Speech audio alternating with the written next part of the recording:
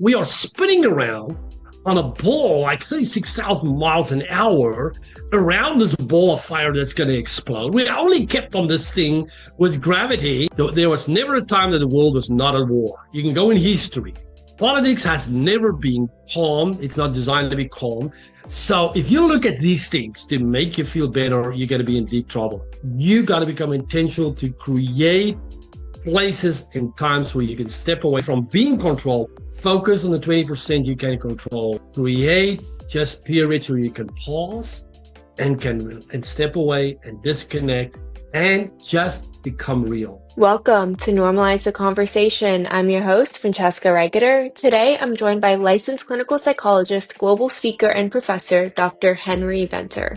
In this episode, we explore how constant exposure to negative news, known as doomscrolling, and the pressure of constant online connection contribute to rising loneliness and emotional disconnection.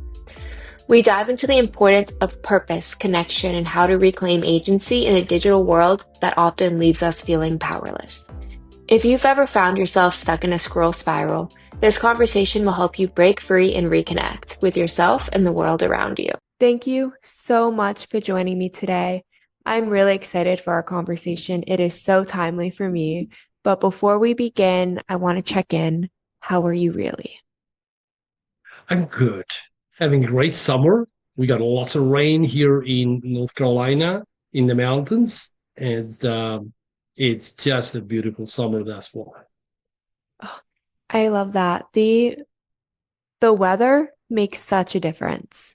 I know for me, when I get outside and just having a nice summer, having fresh air, having this kind of the greenness around me and the beauty of the world, things feel a lot less heavy for a moment. Yeah. Here we just have to get out early because once the humidity sets in, it's you got to get out. So yesterday we were out early, fighting back because over here, if you let things grow, it just grows. It tweezes everything. You literally just have to cut back.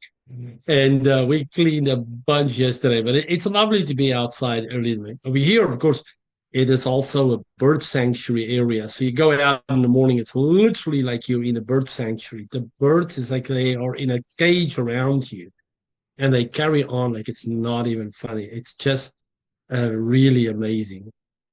Oh, I love that. First of all, the humidity though. I just moved to California from Florida and not having humidity anymore, game changer. I know. I've been in California 25 years and I know what dry heat is. It gets hotter than over here, but you don't sweat as much. Yeah. Over here, when it's 90, like I go to Atlanta a lot where my daughters are, and we worked there for 2 weeks, and just a little bit, and you're like completely drenched. While they're in California, I think that's what makes the heat in California more dangerous because you don't sweat. You just get, hotter and hotter, and you don't realize this is actually we should get out of here. But we got used to that dry heat more. So I think I've been here 4 years now. Yeah, it's like a whole different climate system you got to get used to. So, but it's what we do. Yeah. Oh, it's so different adjusting. I've noticed that too. It's like, in Florida, I really feel the heat. I'm sweating. I know that I'm overheating. I know that I'm dehydrating. I know I need to go inside, have some water, get out of the sun. Here, I'm on a walk and I'm just like, the sun feels warm. Everything's great. And I come home and I'm completely sunburnt. And I'm like, well, I didn't take care of myself at that moment. Exactly. Yeah, we really do long distance hiking, and you'll see a lot more hikers get in trouble in California, Arizona, in the heat because they don't realize that it's actually very hot. Because over here, you're quickly going to stop because you're going to sweat so much, you're going to turn around. So, no, this is too much. But that heat, we had to be so careful when we hiked because it would be just, you don't realize that it's getting hotter and hotter and you need to drink more. So it's definitely a difference hiking there. Although my last hike was at the coast and the Lost Coast hike in North California coast. And that was just beautiful weather. It was just a nice and cool breeze. It's the first time I did a coastal hike of 3 days for about And that was just a difference with, oh, it's just this, you don't sweat as much. And it's, you just have to fight the tides because you got to get through early in the morning. When is the tide coming in? Because it's a 30-mile stretch where there's no cars can get there. So the tide comes into the coastline. And, but that's beautiful. But some parts of California and Arizona, yeah, it can be tremendously hot. Yeah. Wait, that's so amazing. 3-day coastal hike. Yes. Yeah. My next hike now is what we're preparing now is 11-day around Mont Blanc mountain in yeah, Switzerland, France, and Italy. So we do 11 days. You hike from, they call it refuges, or it's just places to sleep in the mountains. Some you go down to the towns, you sleep in a normal hotel. Then you hike up again. So yeah, we do that on 11 days. So that's going to be uh, quite a distance. I think we do about 136 miles in the 11 days. So now we're preparing for that. So we're going to do long hikes and just get a lot of stamina.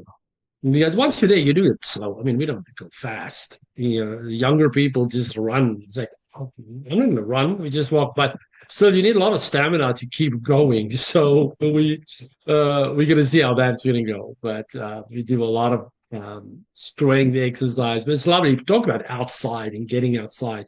And also, we'll talk today probably more about it, how to de-stress and disconnect from the world.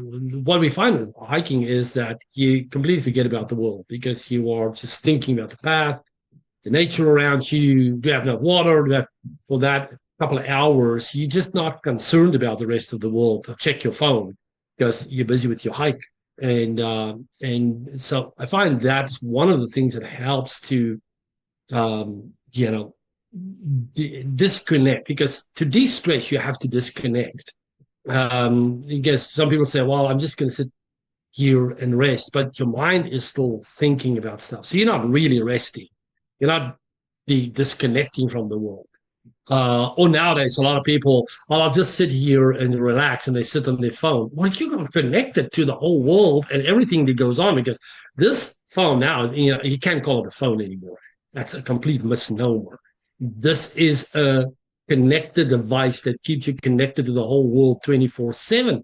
It's a wonderful instrument, but is becoming a big danger for us, because a lot of my clients, have a hard time even going to bed without watching their phones and scrolling through them, keep on scrolling. Well, to rest, you actually have to get the mind ready to rest from years ago, because we are some of the last generations that grew up without social media, phones. I grew up without television, even, or computers. So you would go to bed and take a book and just read, which your mind naturally, starts preparing to sleep. Well, nowadays, as you know, and I'm guilty of the same thing, massive TV in the room. Then you have each got a phone. My wife's got an iPad as well. I mean, we got like 5, 6 devices right in the room. So if we don't, so we have to make a conscious decision to switch everything off and just listen to music and read 1 or 2 things before you go to bed. Otherwise, the mind just does not get a chance to prepare for sleep. And that's why sleep problems is one of unrestful sleep is another one of our big problems nowadays. Even younger people say, I don't sleep well, or I take hours to fall asleep. And if you don't sleep well, you really don't have energy to face this world. That's so true. And it's so funny you say that, because I've heard so many times my friends are like, oh, I'm just taking a break. I'm just taking a break and scrolling on my phone. I'm like, but is that really taking a break? Right now, you need to take a breath. You need to feel Yes. some kind of pause and reset, because everything feels overwhelming. And your solution is to go scroll on Instagram Yeah. or any social media platform and see all these things that other people are doing. And it leads to the comparison game or imposter syndrome, or you're seeing everything happening in the world and it's very overwhelming and confusing. So you're being Exactly. exposed to things you never even thought of, and it's adding all these questions. The algorithm is Absolutely. feeding you so that you want to stay on there. You're not Yeah. disconnecting in a way Yeah, to reset and refuel your body, give yourself that energy and space that you need. exactly. You're just And then you pick, disconnecting from then yourself. you pick up on something that upsets you. Because remember, the media, that's what the media and anything they post on any platform, the titles and everything is designed to get you to read. So I make a study of looking at a title of something on one of my feeds, be it my Google feed, my Chrome feed, or my YouTube feed. And so I see the title, and then you go in and you read it. And even in my Facebook, there is a couple of places that post. And what you read is not at all what the title was. It's just to catch you, to get you up. Or you read something that upsets you. Think, what the heck is this? What's this person saying? What are they doing? Now you're upset. You were supposed to de-stress, but now you're upset. And so but we don't have a lot of rituals anymore to relax without media. Because remember, our brain always makes associations. And so whatever you do, the brain makes association. If we sit still, I need my phone. Pretty soon, that has become an association that your brain makes. The moment you sit still, it wants whatever makes it feel that we are okay. Be it from that's why you see even people go in a restaurant. I love watching this in a restaurant. Two people go in a restaurant, so they can have a meal. So years ago, there would only be candlelight and music. Well, I go and I listen always. There's about no music in restaurants anymore. And then people sit down, two people, and then they take their phones out. Yeah. And they take their phones. And I want to go up to them and say, but this was supposed to, I'm guys supposed to meet and talk and to look at each other. But they literally, and it's just amazing how people cannot disconnect from this new connection to the world. What makes it feel like. Now, the interesting thing is while we are more connected in the world than ever before, you find that study after study shows that people, not just younger people between 18 and 28, even older people feel more alone and isolated than ever before. They take studies in places like Seoul, where you have a lot of young people. So you think a lot of young people, they got a mix. The levels of isolation is even higher in cities where they're connected to the internet. There's a lot of people there. They do not go out and connect. And therefore, it pushes them to find some connection online. But remember, we call them followers. Or in Facebook, we call them friends. I've got people there that I look at it. I don't even know you. I never knew you. But why are we friends? We don't even connect. We don't talk. So we can't really be friends. It's fake friends. I mean, 90% of the people that you're connected to, that's called friends, is fake. And following people, well, what are you following? You just watch what they post, but there's no connection with that person. So it is all pseudo connections, which does not really fulfill the psyche to make it feel like you and I now have a connection. We're seeing us, we're talking. And we're going to have much more out of this conversation after we're done. We're going to, I talked to Frank today. Oh, it's really, we're in the connection. Now, if we start emailing, we know each other, and we start looking at each other. So we made a connection. But if I just go in, oh, here's a guy, let's follow him. I don't know him. He doesn't know me. What am I following? It's just and now with AI, of course, a lot of the stuff, they even put artificial voices in. This doesn't even have the time and energy to make their own voice. It's even an artificial voice. So it becomes fake connections, which leads to an existential anxiety or existential loneliness and isolation. That deep down, I know I'm not connected, but I desire connection, but I've lost the ability to go out to places and make connections. Yes, so true. And here's the thing. We think it's connection. We think being online is connection because that's how it's being sold to us. That's what they're teaching us. Go online to stay connected. And like you said, you oftentimes don't know who you're following. They don't know you. And then there's this pressure to be following less accounts than that follow you, right? Or follow people back if they follow you. Yes, And yes, yes, it's just all this pressure around it and social expectations.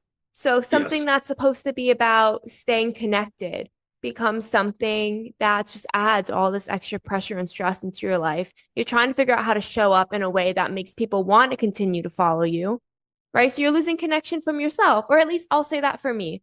When I was so hyper focused on how I can make content good enough for people to want to follow me and see what I'm Yes, doing and like and engage or whatever it was, I was so disconnecting from myself because I was worried about everyone else's opinions and perspectives. exactly. Yeah. And then I So just felt so isolated because no one knew me. They knew this version of me that I wanted them to see so that they would like me. And it's exactly. Yeah. So you even lose connection with your own authentic self because the version that a lot of people present in their on their social media platform is so curated. That's not really them. That and so I've read a study the other day that a lot of people now, like for instance, I do a lot of my work on YouTube, uh, is looking for authentic people. There's a guy that talks in his car. He said he made it to himself. It's like, yeah, guys, today I want to talk about this stuff's going on in the world. And people are just loving it. They just, yeah, he doesn't edit. Yeah, got all this crap and put this picture and that picture on. He just talks and says, hey, I want to talk about this stuff for 10 minutes. This was my heart. There's another guy. He walks, he tells you how to buy property. He just walks, his telephone in his hand for himself, like, what do you need to know about buying property? And you just know this guy's authentic. Now, if I meet him tomorrow, that's the way it'll be. That's just him. But a lot of the other stuff, it's so packed, it's so production. So one has to be careful. But I love what you're saying is that even what we present ourselves, like, oh, I can't put that photo on Facebook. Well, which one do you want to put on Facebook? Or one that doesn't make me look like me?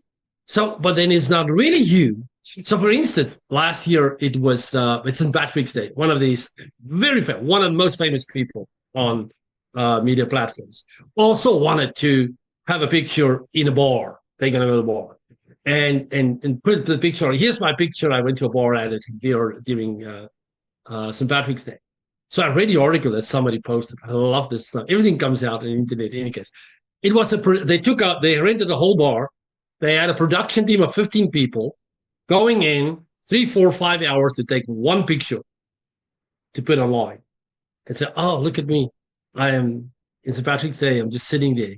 It's and that is the creates this fake connection that's not. And people look at it and say, here I am. I'm not even about. Look at the life she has. She doesn't have that life. That's not at all the life she has. It is a very, very unhappy fake life that's all about, like you just said, I gotta post something that people make like me. And so because we have this thing of looking at my numbers. And so we need to get back to a point where I need to be authentic. People don't like it, then so be it. But first, I need to just know this is me. It's not fake me. It's real me. exactly. And it's so hard to figure out who you are and where you fit in, just in general in the world. And I know for me in my 20s, just graduating and figuring out who I am and who I want to be and who I want to show up in the world as already feels so overwhelming. And Yes. when going online, I'm seeing all these people showing up in different ways and how pretty they look and how awesome their life looks. And they're married and having kids and buying Yeah, houses look at and him. all these things. I'm like, Yeah. where is there even space for me to exist? Who do Yes, I that's want to right. be? How do I want people to see me when they go online? I don't want them to look at me and feel the way I feel looking at everyone else. But also, Yes. that's like the content that people enjoy. People always love the celebrations and the big moments. No one Yes. seems to react as well with the vulnerability moments. So it's like trying to No. figure out who I am, where I fit in, what I'm supposed to put out there. And it just becomes so confusing. And I know for Yes. me, it feels very paralyzing because then I'm like, I don't know. I can't even comprehend how much time I've spent creating posts, posting them, deleting them, posting it back, deleting it, archiving it, sending it to friends. Are you sure this is okay? Do you like this caption? Yes. Was this emoji the right one to use? Like psychoanalyzing every single piece of a Exactly. post so that people will like me not even Yeah. taking time to see like, oh, I like this. Like I like this photo. It shouldn't be what I think people will like. Yes. And it goes back to, I like the word you're using, paralyzing. A lot of younger people are getting paralyzed with this new world that we're living in. Because what I post will that, count against me, for me. Companies want to look at, because I know it's a lot of people that keeps like LinkedIn, which is not really them. They just keep it as the professional thing where people go, look, that what I post there is important. Now, we got to be strategic in that, if companies want to look at something like LinkedIn, yeah, create a profile that's more your business profile. But one should have a place, an outlet where you also can be yourself. Because it is a comparison between painting for the masses or really being an artist and painting what you like. A lot of art is very unique. The artists did it because they want to express themselves. It's not as to what people buy. And then you get the typical pictures of people paint. They just paint it by the numbers, literally, and sell it. And it doesn't really, can you then really be an artist, or are you just a commercial painter? And so one has to go back to, first of all, you gotta have a relationship with yourself and be okay with yourself and what you want to do before you can really connect with the world. Otherwise, you will always have this existential anxiety. Am I okay? Am I not okay? The question starts with what you said. What is it that I like to talk about and say? And if people don't like it, well, then they don't need to follow me. And if just, and we need to get back. Now, remember, we are getting psychologically reinforced for numbers because YouTube doesn't pay you if you have 5 followers. They pay you if you have 500,000 followers. So the reward system makes us feel numbers will make me successful. Some of the most unsuccessful people has high numbers. You look at this stuff and you go, oh, I don't want to listen to this. I don't know why they get the numbers, but YouTube gives them, monetize is the word. They monetize them. So we get socialized that yeah, only if I monetize, I'm worth it. But a lot of those posts are not even authentic. They have to make it up. It becomes very forced, very artificial. And one has to say, it's 5 people following me. I love what I'm doing. I am happy. Unless you want to make a business out of it, sure. That's all other. There's people who run a business. They become like production companies. That's fine. But we're talking about the individual that just want to post about who they are. But it's sort of, why are you online? Why are you even there? What is it that you want to do? A lot of people don't make physical connections, and so they're looking for connections online. But in reality, they shouldn't even be online because they don't really know what they want to post. They're looking for people to like them. That's the worst reason to be online. Get off, go do something else, go volunteer somewhere, go work at an animal shelter, or go work at a botanical garden as a volunteer, and you'll do way better. And the other day I saw it. I went to the botanical gardens in Atlanta and found out most of the people that work there are volunteers. They spend their time going there and they make contact, they talk to each other because they've got gardeners all over. I thought, who pays all these people? So I said to my daughter, read up about how it is. So that's nonprofit. These people are all volunteers that do work in the gardens, and that's wonderful. Go to a place then where you make physical contact, but because if you don't know why you're online, or you're online because you feel I want to get people to like me and then I'll feel better about myself, you are in deep trouble because that's not going to happen. Yes. The opposite will happen. Yeah, showing up online when you feel lost or confused. Exactly. It just oftentimes, I know for me, it does not end well. It does not go well because I end up feeling even more confused and lost and judging myself up against every single other person on earth that comes up on my screen. And it feels really isolating. Right. And I've had to learn to find new tools to help me with that because it's become instinctive. It became so instinctive to just open my phone and go straight to Instagram to see what's going on. It became so what's going on.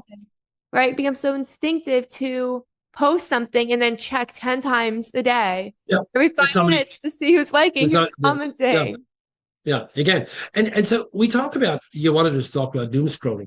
So why are people so prone to get connected to doom scrolling? You just said that I show up vulnerable online. I show up not looking for something, but in actual fact, I'm very unsure who I am. Psychologically, I need something. Now I look at all this negative stuff and I can't stop reading about it. And it draws me in because I started showing up not being mentally strong enough to deal with that. Because you got to be mentally strong to just say, you know what, this is just clickbait. I'm not going to go into. I'm just going to put it aside. So I irregularly I'll go in and clean my whole YouTube.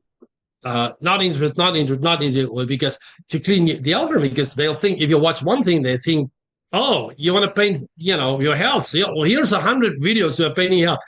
Just one question about it. So the algorithm is not very sharp sometimes. So you got to clean out sometimes because like people got involved with politics in the last election, and some of the people are still obsessed with it. It's like, and it won't change anything. And because I have a lot of young clients, and one or two of them are completely obsessed about the election and what has happened. And the world is all over. The world's not over. In 4 or 5 years, 8 years, it will be different. They'll elect somebody else again. It cycles. Don't let the moment, completely pull you in and devour it. But you see, if I'm not sure who I am, I don't have a lot of connections, and I show up online vulnerable, I'm very prone to be drawn in by these clickbait things and doom scrolling. And now I can't stop reading. I can't stop watching the negative. And now I start believing stuff. I really start believing that the world is over, that we have lost everything, because that's some of the stuff that people post. Because, a lot of media know that they get far more reads and clicks if they make the title completely, I don't want to say fake, but blow it up to a little bit of what it's not really, to get people to, well, what's this? Because they want clicks, because the same thing with them. It shows that somebody's reading this stuff, but and that sometimes it's not even true. So I open some of them to sometimes read, since it's the field that I study, and then you read it, it's like, there's no evidence for what this title, for the heading of this thing. There's no evidence. This is purely speculation. This is not even journalistic standards. It's simply to get people that's already upset to draw them in and read more and upset them more without any evidence. And we need people to start realizing that this is very, very unhealthy for them. Yeah, we do. And I was with this teen the other day. She's adorable, so sweet. My little intern, her name's Chloe. If you're listening, Chloe, love ya. She so sweet. And we were talking about, what gets people really drawn into your content. I was like, people play on your emotions. Yeah. We're sitting here looking at it from a logical place of how can we help someone? How can we take this tangible work and get people to see it? And we need to be looking at it from a place of how can we get to people's emotions? Because when people's heartstrings are felt, that's when they're zoned in, that's when they're tuned in. And it's such a hard kind of like rope to balance on, because I don't want to create content that causes a negative emotional response in anyone. But I also want to create content that elicits enough of an emotional response that draws people in to want to learn these new tools, to listen to the podcast, right? To buy the workbooks, to do whatever it is. Yes, and it's like walking that line is so hard. And when we have to accept that this is not just the marketing tactic we're looking at, but this is the marketing tactic of every single person showing up online and paying attention to how it is impacting your emotions, right? I was listening to a podcast this morning, and the guy had said, like, open your Instagram right now and scroll through the first 10 things that come up and see how many different emotions hit you. It's so true. It's powerful, isn't it? Yes. Yeah. And that will also show you what kind of things is in your feed. So it's very, very good to look at that and see that emotions. Yeah. And learning to pay attention, that awareness. of how my emotions are being impacted, because it can be very draining when it's a lot of sadness and heartache. And for me, I follow a lot of mental health, nonprofits, Mhm. resources, Yes. all that stuff right up my alley. However, and it's great in so many moments. However, a lot of it is so emotionally draining, and I don't always pay attention to it until I feel just so drained where I have no energy. And I'm like, what? I did Yes. nothing all day but post pictures online. Like, that's what I did. That's a wonderful point you bring up. It is, in a sense, okay if you're online and you watch these things in by itself. That's not the problem. The problem is if that's the only thing you're doing Yeah. from the morning till late evening. If you don't have any other balance where you step away from this stuff, where you can say, you know what, no, I know for safety reasons, want to go for a walk. We go hike. We always have phones because I'm connected to a satellite with my phone. So if you get injured, so you got to have it for various reasons. But you can also do some settings that you can say, I'm gonna take a walk and I'm just going to a park. I'm just gonna, you know, completely de-stress and disconnect. You got to have things that balance this out. But a lot of time there's no balancing out. People are completely just obsessed about focus on these very deeply emotional setting content and being drawn in. So every person has to determine what is the balance of my life, because everything is about left, right, yin yang. The whole there's seasons that balance itself out. Humans, however, often have no balance. We lean on to one side and then we can understand that our emotions go out of whack. It's like, but you are not balanced. Everything needs balance. If you have a lot of negative stuff, well, show me where do you get positive stuff? Where do you get something that's not about this all deeply upsetting things that's going on? Where are some just, you know, stepping away, going to a place where I can forget about this. A lot of people don't have that because they do not live a balanced life. So you have to figure out how do I balance, for instance, say with health, we are sitting down a lot. All my work is online. I see clients online. I run an online master's program for the university. So that's not, literally, I start working 2 o'clock in the afternoon till 10 o'clock in the evening because all my work is also in California. So at that time, I can sit here and 4 or 5 days a week, I just sit here. So then I go watch television. I sit. So somewhere I have to balance. People ask me, why do you guys hike so much? It's like, because it's balanced. I need to walk. If I don't, I sit all this time. If I don't walk, I'll die. My body will just atrophy, because I sit, I lean forward. So my shoulders begin to hunch. I literally become weak. If I don't exercise, I have no balance. And therefore, you see a lot of people that their posture is weak because there's no balance. You got to say, I sit a lot, very inactive activities. So what do you do to balance that? The same with our social media. You have all this stuff going. What is the balance? Do you have people that you go to that you can just sit and talk or go watch a sunset, wherever you are? Do you have balance? Because if you don't have balance, you will be devoured by the one thing that you get involved in without any anchors. Yes, that balance is so key.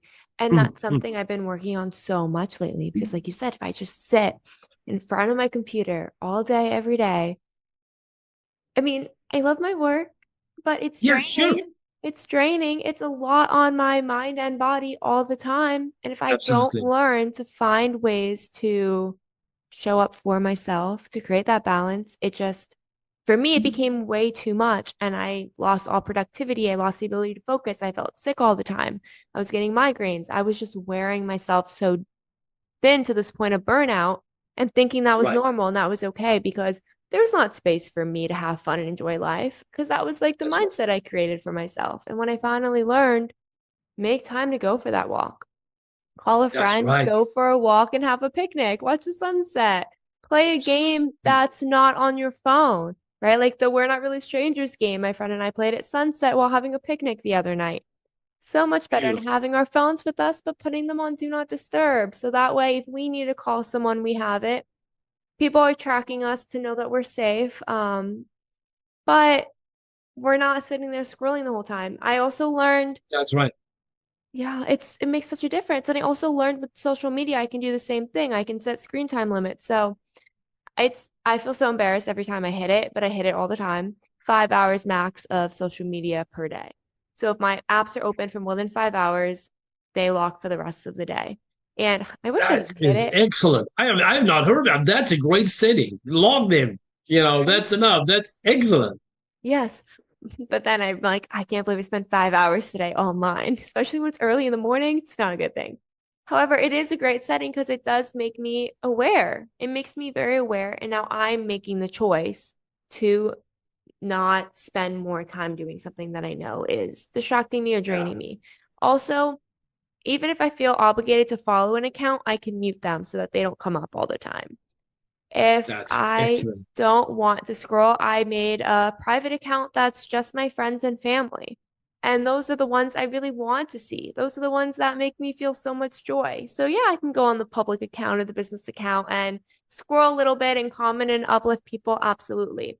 But if I'm really going to be online for the most part, I want to see what my friends are doing in a way that makes me feel connected and happy, not in a way that I'm sitting there comparing myself up against people I don't even know. I love what you're saying. You see, what you're saying is, I am managing my social media. It's not managing me. Yes. So that's one important thing that's important. If you don't manage this new influx of information, because remember, it's like a fire hose turned on. Now, if you go in your garden, you're not going to take a fire hose and, water your plants because you'll blow them away. You will have sprinklers up, but the information flow that we're getting in, it's like a fire hose that will blow your emotions apart and upset you. It'll take your time over. What you're saying is, I can manage it. I can put up, if I know what I'm doing and I see, listen, I got to do something that I switch this phone off at night. I can't, scroll till I fall asleep because my brain will keep activating. Then you gotta step up and you're gonna do something. So that is the answer. You gotta manage your social media. And the other thing that I like what you said is you have somewhere just private for friends. That's like my Facebook is supposed to just be a close number of friends, like 120 people. And even in that 120, I now realize these people I never interact with. I'm going to get rid of them because even if it's just 30 or 40 people, but it's all people I know, and I watch their stuff, and it's family and close friends. Place where you can just post something and they know who you are. That's very important to to have that because I'm not against social media and platforms. Like I know a lot of young people that have friends all over the world because that's the new world we're living in. Where's your friends? Oh, my friends are anywhere from Japan to Hawaii and in between because we're all over the place. But they will meet and play a game, a strategy game online as a team. So it's six of them, and so in between, they will talk and how are you? And oh, this one has a relationship issue and start giving advice for each other. So it's not just we playing a game, but they are also socializing. It is the version of we getting together because there's people that know each other for a long time. They play together, so they are involved with each other's lives.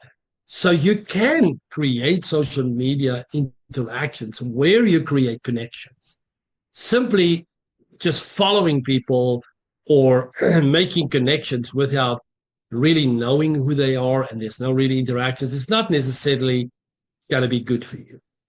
Yes, exactly. And like you said, there's so many benefits to social media. There's so many benefits to showing up online, but it intention, intention is what makes a difference. And Yes, absolutely. for me, having that separate account where I can also post what's really happening in my life has been really fun because I I have this thing in life where I spent so much time through my teens and early 20s feeling like I had no choice, no voice. Everything was just do what you're told and try to survive through it. And then I got to a place where I was like, but what if I enjoyed any of this? Like, how can I make this fun? And when Instagram and Snapchat and everything first came out, I posted because it was fun. It was exciting. This is what's happening in my life. I want my friends to see. Yeah. And then Yes. Right. somewhere along the way, it became an obligation for business and all the fun went away. So creating That's that right. separate account, I can post whatever I want, whenever I want, and show my friends, like, That's right. this is what's happening in my life. This makes me feel good for you to see, to know what's actually happening in your life. So how can I make social media fun for myself? How can I make Yeah. being online fun?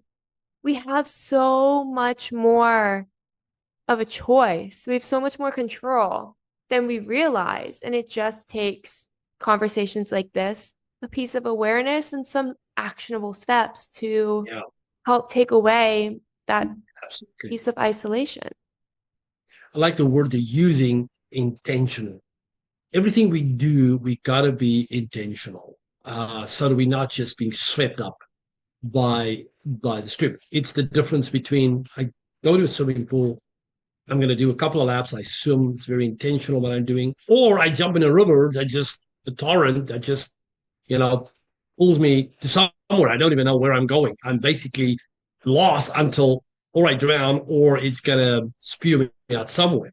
So both as water, it's the question of how I'm going to use it.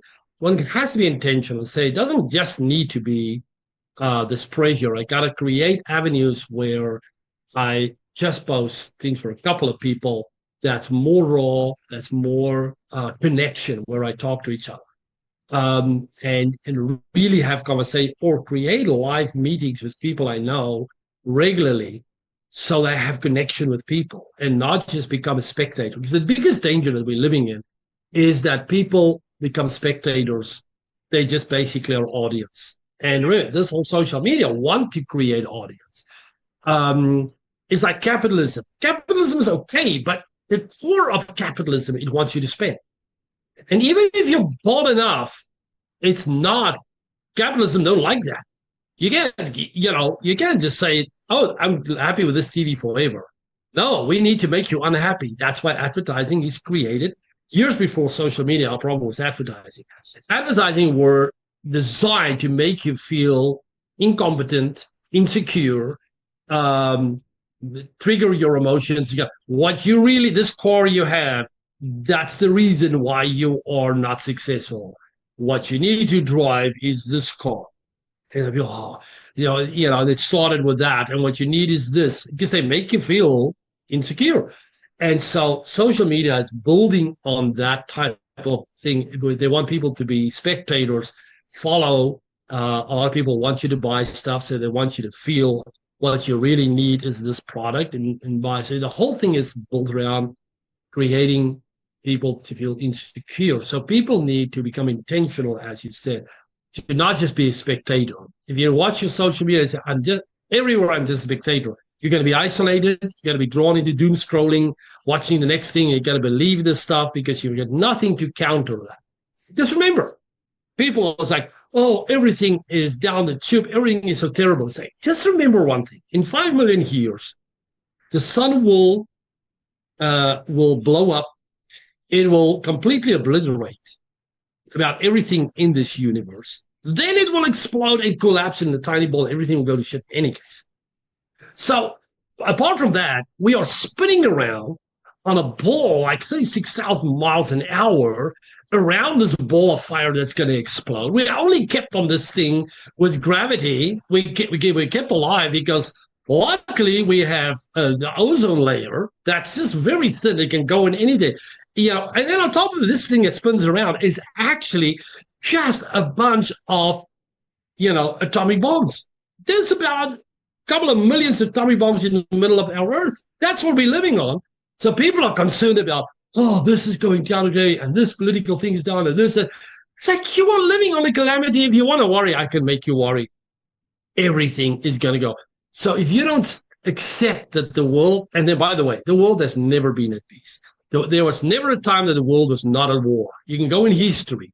Politics has never been calm. It's not designed to be calm. So if you look at these things to make you feel better, you're going to be in deep trouble. You got to become intentional to create places and times where you can step away and say, Even though all these things are so bad, I can't control it. I can only focus on what I can control. So my room, can I make this room a more calmer place where I can interact? My activity, if I leave my room, can I make that an activity that is more calmer, more productive? My connection, that's all. I can only focus on what I can control. So we got to step away from being controlled to take control over what we can control, because 75% to 80% of the world around you, you cannot control. Absolutely. Because exactly like you said, we get into that spectator role and we're just That's watching right. the world pass us by.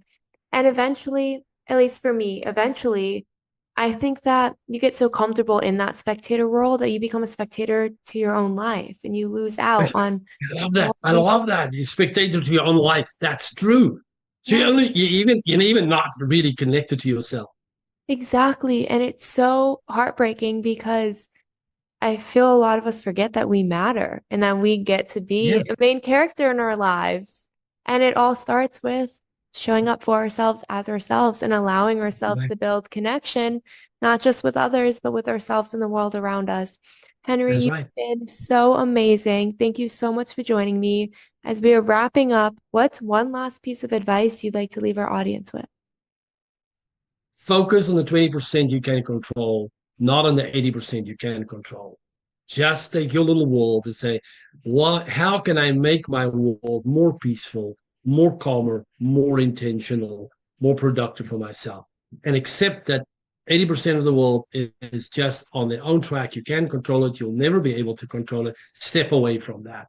Create just periods where you can pause and step away and disconnect and say, let me focus on what I can control.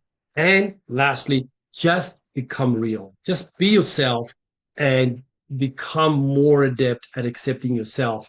Because if you don't accept yourself, nobody else is going to accept you. You, in any case, even if you create a fake curated image, you will not be happy with it, and people will pick it up. Just accept yourself and start saying, what am I doing for fun? How can I enjoy what I'm doing?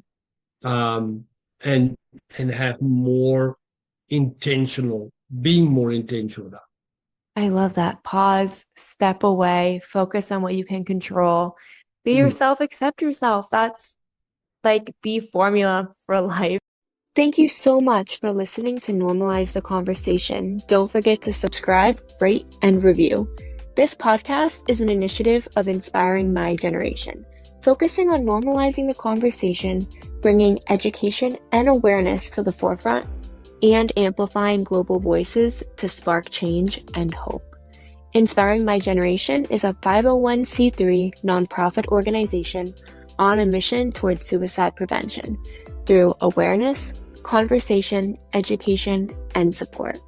Connect with us on Instagram at Inspiring My Generation and visit our website inspiringmygeneration.org to learn more about our work and how you can make a difference.